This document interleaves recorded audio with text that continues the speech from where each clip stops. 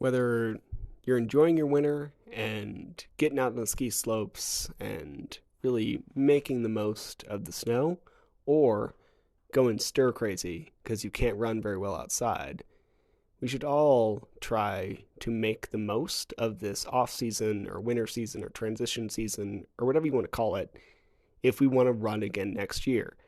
That doesn't mean you need to spend all your time running this winter. In fact, some of the best trail runners in the world don't run a lot in their off season, relatively speaking.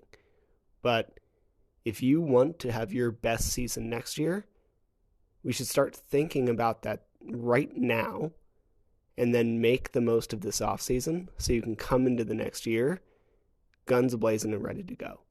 And that's what I'm going to talk about here, how to make the most out of this winter season. So let's get to it.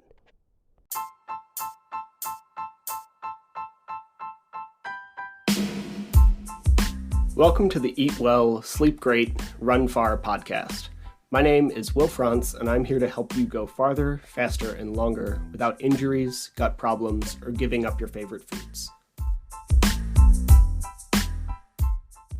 Thank you for bearing with me over the past few weeks of what has been chaos in my life. We'll get to that a little bit later.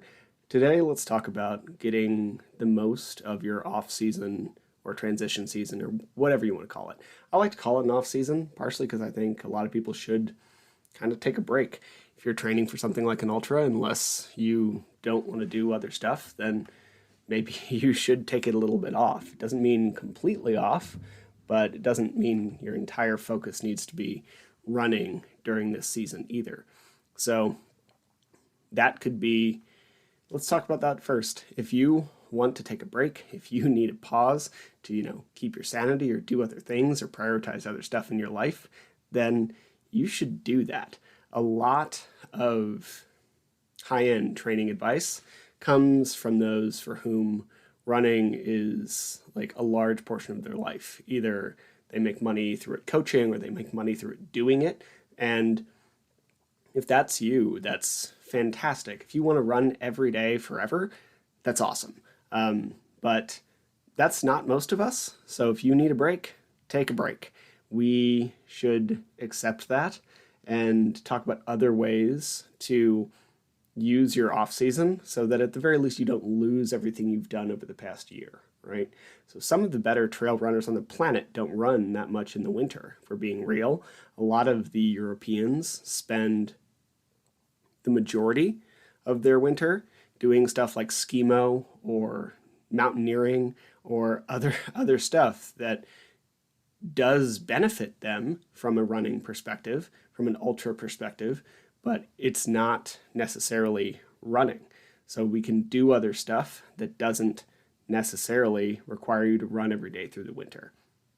They do still run, but it's just enough to maintain whatever mechanical efficiency they've developed. This is not true, on the other end, for people like Kipchoge or people winning a lot of dollars from big marathons. They take their time off post-marathon, but they're not taking months off in the winter. And I would bet that Kipchoge's not listening to this, so it doesn't really apply to him. Most of us listening to this should consider a break if you want it. It's okay. Now, that does not mean that we should stop moving. If you've been training off and on, even if it's been off and on for the past 6, 9, 12 months, you don't want to lose what you've built unless you don't have any intention of doing this anymore. We know that running and other aerobic sports get better over time. That aerobic engine has a very, very long head to it. So if you stop training, just bluntly, and then you don't do anything for 6 months, when you come back to it, you're going to have a very rude awakening, and you're basically going to have to rebuild your aerobic base unless you were running from high school until, late 20s, and then you took a couple years off and came back to it. You're going to have a lot of that benefit if that's kind of your time off. But even then, we'd probably do better to maintain. So you'll lose a little, and that's okay. It'll come back quickly, and we can kind of prioritize what you lose, but we want to try and maintain what you have to some degree. And part of that is it just takes a lot less work to maintain than it did to build. If you're peaking 10, 15 hours for a 100-miler, you don't need near that much to maintain your work. You need about a third, a fifth on average of the volume it took to build to maintain. And so if we can add, I don't know, if you're running 10 hours a week, that would be 3. And all of that doesn't have to be running. So might even be as little as 2. So if we can do a bunch of maintenance work, then we'll see a lot of progress. One of the ways that we can maximize that is going to be to spread it out. So we know that frequency plays a huge role in aerobic development. And this is why streaks work so well for people. And I'm going to be trying to do something like that over the next couple months, except without throwing myself into an obsessive hole that I know a streak would. So in addition to trying to maintain, we also want to work the stuff that you cannot work in season. So if you want to get strong, or you need to build some muscle mass, or you need to build some strength through your central nervous system, now is the time. Because if we're looking at something like heavy back squats or heavy Bulgarians or heavy deadlifts, doing that in addition to multiple running sessions per week, some of them being track workouts, and then extra, we'll call it stuff, to use Steve Magnus's term, in our long runs, then you're going to push injury. So now that running volume is lower, we can focus a little more on some of the strength stuff, right? And that's actually what I'm doing right now. But this is the time to push heavy. If you need to build that low rep, heavyweight, central nervous system, pure strength adaptation, whatever you want to call it, now is the time. And don't be dumb, don't get hurt, but we can do movements that are difficult enough to limit you to like the 2 to 6 rep range, depending on how experienced you are. And that's not all you have to do, but that'd be a good focus for now. That's actually what I did today. Some very heavy lifting. For me, it's nothing compared to like what my giant of a boss does, right? Like, it's all relative.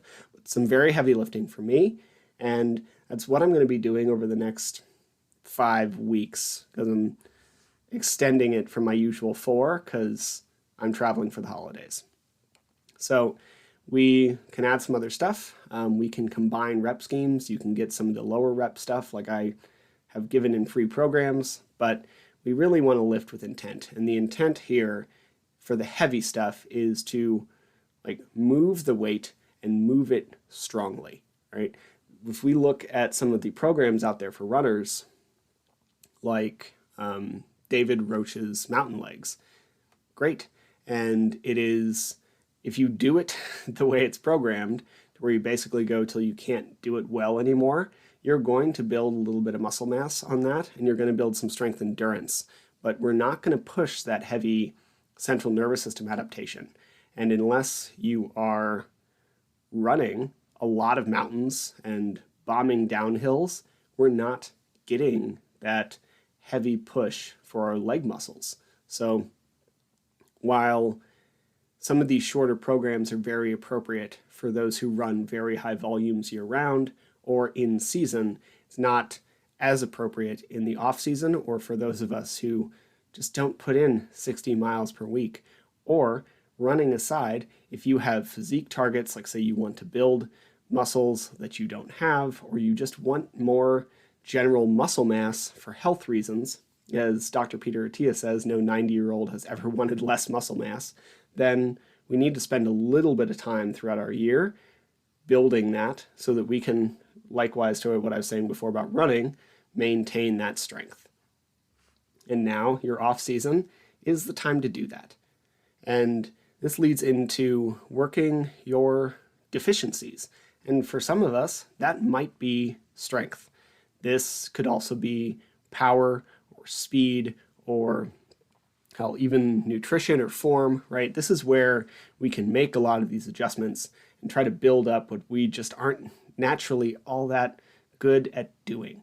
So if strength is a big deficiency for you, then now might be a good time to do that. If you need to do some power work, now's a great time to do that. So in addition to some aerobic maintenance, we might add more hill sprints. Or if you're in a place that has a bunch of snow and you can get out there and do something like skimo or earn your turns where you backcountry ski, you hike up and then you ski down. This would be a great way to get that power development and that uphill work. Okay, and this could also be a great time if you've been struggling with some running form things that don't make sense to fix in season because they just don't matter all that much. So arm swing is a really good example. I've said in the past, like they've done studies where you could tape your arms to the top of your head and we end up only being like 10% less efficient with than compared to like a very good arm swing pattern. So if your arm swing is something like here, and that's like, if we're going to call that perfect, and you have this like mild crossover of a few degrees, putting a lot of focus on that in season just doesn't seem to make a lot of sense. But now would be a great time to fix that. And there are devices out there. We can like use bands to kind of strap you to the poles of the treadmill. Like there's a bunch of ways to hack that if you care. A lot of the time it's also just weak rear delts if we're looking at arm swing, because we're all kind of rounded forward from being at computers like I am right now. And if we strengthen our back a little bit, we open up a little more. And that could be part of the problem as well. But this would be a great time to fix some of the less important form things. Now, if you're in season and your cadence is 145 and you're overstriding, we need to fix that immediately because you're going to get hurt. But out of season is where we'd fix things like arm swing or maybe heel whip or whatever have you, right? Like this would be the time to do that. Now, this is also a great time to lose body fat if that's a thing that's a target for you. I realize this is a sensitive topic and I'm going to probably go into this, and I'm going to go into this in a little bit more depth in a minute, but you're allowed to want to lose body fat if you want to, but you don't have to be a better runner. And we can accept both of those things as true. So if you're obese, that's great. Running can help that. If you're not obese, then losing those extra, whatever, 10 pounds of body fat, then you're going to need to focus more on strength and diet. You can still run, but I'm going to just read you something I sent to a client the other day. And you're trying to build, if we're looking at losing body fat and strength and how much you can run while going through all that, I'm going to read what I sent to him. You're trying to build a baseline metabolism. Whatever you do right now on the cardio side is what, more or less what you'll have to do to maintain the body you get. So if you want to have a base mileage of 20 miles per week, great. If it's 10, great. If it's 50, that's great. But if you do a lot more than is sustainable in the long term, you will see fat increase as soon as you back off that mileage or shortly thereafter. So you can do whatever you want as long as it's long-term sustainable. For me, that would be somewhere in the 10 to 20 mile range. For some ultra runners, it's 60 to 70. For Andy Glaze, it's 100, right? And we all have that baseline that is sustainable. It doesn't need to be sustainable till you're 90, but it should be sustainable for, I don't know, call it a decade. Put a decade in your head, and that will help you at least head the right direction. If you want to lose some body fat, we can use some cardio to like set a baseline, but the main focus should be working on diet and building strength. And the reason is if you just try to run it off, you are going to end up losing a lot of muscle mass in addition to that body fat. Whereas if we train like we're trying to build muscle, even though you probably won't because you're in deficit, if you're training like you're trying to build muscle, you will maintain a lot of the muscle you have as you lose body fat. This would also be a great time on that note to tidy up your diet a little bit. If you want to reduce baseline sugar or whatever have you, swap out carbohydrates for other carbohydrates, now's the time. It is not the time during your like final weeks of ultramarathon prep. That is when you need sugar because you're running a lot, like a whole lot. And whether you've done metabolic efficiency stuff or not, you're still going to use a bunch of it if you're doing speed work. If you want to reduce some carbohydrates, a time when you're not doing a lot of speed work is great. You lift, you eat carbs around your lift, you might maybe eat more at night to reduce cortisol, and then just eat less at other times. We're not going low carb because that is a meaningless, unhelpful term, especially when we apply it to athletes. Ranted on this in the past. Like if it means keto, then for many ultra runners, low carb could be 100 plus grams per day, whereas for the average population, it's closer to like 20. So low carb is nonsense. But this could be a time to reduce and set yourself up at a baseline diet that is a little more micronutrient heavy, protein heavy, and full of the stuff that we all know is healthy, for lack of a better term. Now, if we're gonna look at target of fat loss, that is actually one of my main ones. One, I want to build some muscle mass back. I lost a lot of upper body muscle in the past year in training for an ultra because I had priorities and I had to make trade-offs, just like I say all the time. I, tried my hardest to follow my own advice. Now, I don't think fat's inherently bad. We've talked about this before, at least 2 or 3 times in depth. But there are multiple kinds of fat. There's subcutaneous fat, the stuff you can grab, and then there's visceral fat. And visceral fat is the stuff that tends to lead to health problems. The visceral fat is the stuff around your organs. If you hear about fatty liver disease, that is visceral fat. Now, you'll lose visceral fat first most of the time if you eat slightly differently and train a little more and just get healthier. So you can be healthy and still carry a lot of subcutaneous fat. Some of it's just genetic. Like if we look at Polynesians or the Maori, The Rock's a bad example because he's, paid to look like that. But most of the people from that culture are heavier. They carry more body fat. And it's not a health thing for me. I'm far healthier at 20% than the bodybuilders who rest at 5. But I also have body image stuff, man, like a lot of us do. I was a fat teenager. I got made fun of a lot. I dieted hard in my teens and 20s, and I just don't have a good body image. And I don't know what other people see when they look at me. All I know is what I see, and I don't like it. So the hardest thing about training for an ultra, for me, it wasn't the hours of running or the discipline or the isolation. Like all of that stuff I have done before. It was allowing myself to eat enough to put on a good amount of body fat. 10 years ago, 5, I would have watched what was happening to my midsection and immediately stopped eating and continued training how I was training, and I would have gotten injured the next day.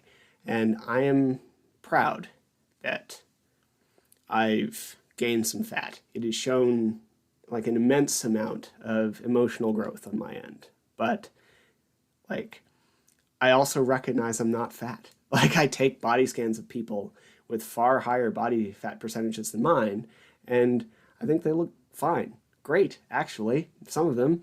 And a lot of them I think look better than me. Because again, body dysmorphia is hard. I have no idea what I look like, and I only see the flaws. And then despite all the work I've done, I struggle with that. And in some ways, this helps me relate to some people better. There's a couple people at the gym who struggle with the same stuff. I have a client who struggles with this stuff, and she and I agree that neither of us have ever really thought we'd be in the place to weigh ourselves regularly and add body fat and take care of ourselves in a way that leads to better performance. But that said, I have the time and the ability now to lose some of that while still maintaining my aerobic work and getting stronger, and that's what I'm going to do. So that is a big progression. So if now is a time for you that you want to lose body fat and change body image, great timing. So I think if we're looking at your off season, you want to do a couple things. You want to maintain most of what you've built. You want to also really prioritize the things that you want to really keep. We should focus on the things that are hard to get back or hard to build in the off season. So this would be things like strength and a high aerobic function. Because if you lose your aerobic function, you are going to need to spend months rebuilding it, and that sucks. And you can do this low-level, consistent zone 1, zone 2, low-level zone 3 work, if we're looking at a 5-zone heart model, while also lifting heavy. Now, you are probably going to lose some of your VO2 max, and you can get that back up in a couple weeks once we get back to season, especially if you just occasionally do some like high-end strides or 30 on, 30 off on a day you're not lifting much, right? So we can maintain that even a little bit, but you don't really have to do that much at all, and you can build that back at the very early parts of the season. Critical velocity also comes back pretty quickly, and that also has a lot to do with running efficiency and form and power and strength. So by getting stronger, you might even see an improvement in that without even working on it. The like 4 focuses of any endurance program that you're going to see are going to be aerobic base, so run a lot and run often. Power development, this is what hills do, this is what strides do, this is what a lot of strength work does, especially if it includes things like box jumps and whatever. And then form, we all talk about form. People have made their entire careers talking about running form, and this is a great thing for you to work on now and at the very least not lose. So if you want to spend most of your time in the mountain on skis, great. Occasionally run so that you don't lose your running form and your mechanical efficiency you've spent so much time building. Just like we talk about, if you think you're going to hike a lot during your ultra, you should practice hiking. Same thing here. If you are going to run in the relatively near future, then we should continue to occasionally practice running. And then lactate work, where we're working on using lactate as fuel and just like getting some of that threshold time. And you can get 2 of those 4 things without running at all. Aerobic base work is not dependent on your running form. Yes, it'll be a little more relevant if you build your aerobic base running, if your primary focus is running, but you can build a massive aerobic base from alpinism and skimo and backcountry skiing and biking and elliptical and whatever. It's just aerobic work, cardio, to use a term that's really frustrating. The stair stepper, right? Like we could list infinite things that are going to work that aerobic base. And then if we look at threshold work, which is basically your processing of lactate, then you don't need to do that running either. Again, it's a little better if running's your primary focus, but we just need to throw you into that low zone 3 heart rate, and your body will learn to practice lactate or process lactate better. And how you know you're there, because we know that heart rate monitors can be difficult depending on the person. So unless you want to go get tested, it's hard.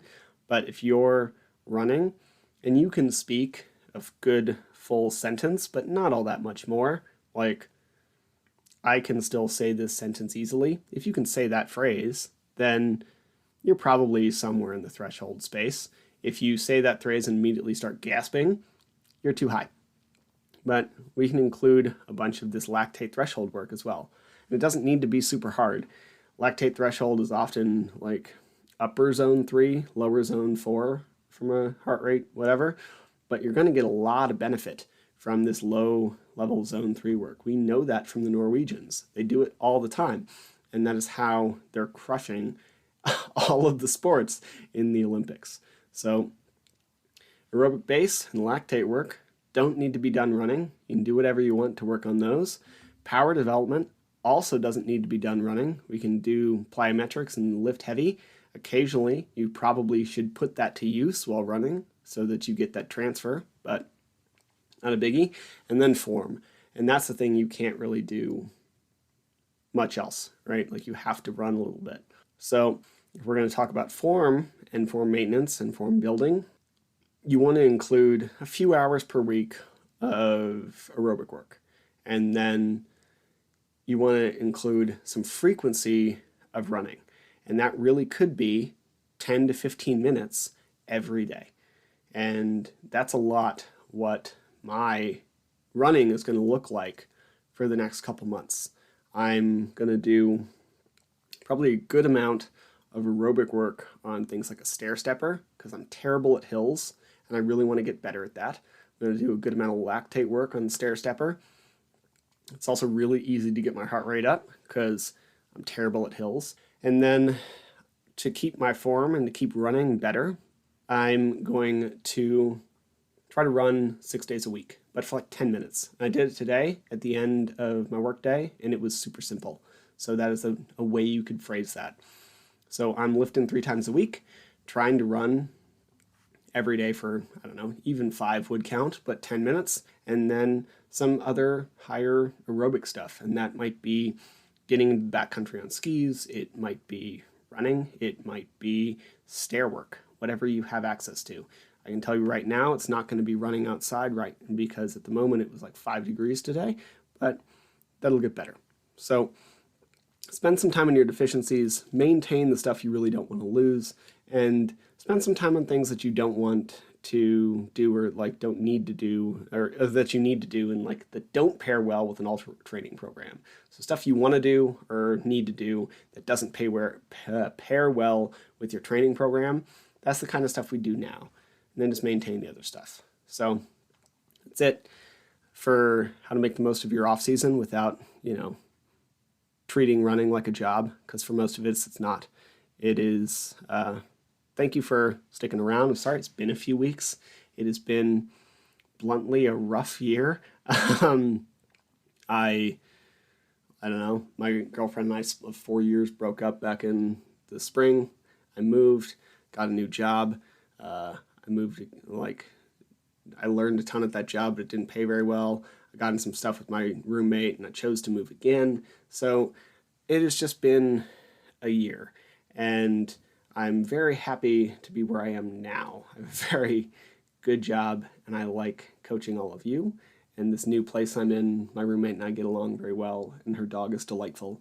But it has been at the end of a long 9 months. So thank you to everyone who is stuck around and hung on and joined during that time. I cannot tell you how much I appreciate it. And next week, I'm going to be announcing a gift as, to celebrate that and my first ultra and just getting through this year. So that announcement will be coming Monday. I'll post it first in the group into the email list because y'all are great.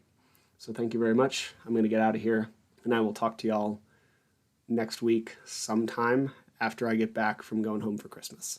Have a good one. Thank you for listening to the show. To be clear, I'm not a doctor nor a registered dietitian, and nothing you heard was medical advice. You should always speak with a qualified medical professional before making any changes to your training regimen. If you enjoy the podcast or found it useful, please take a couple seconds to give it a rating or share it with a friend. Every little bit helps. And if you want more of this information, please head to the Trail and Ultra Running Nutrition group on Facebook. You'll be in good company with other like-minded people who like to do hard stuff outside.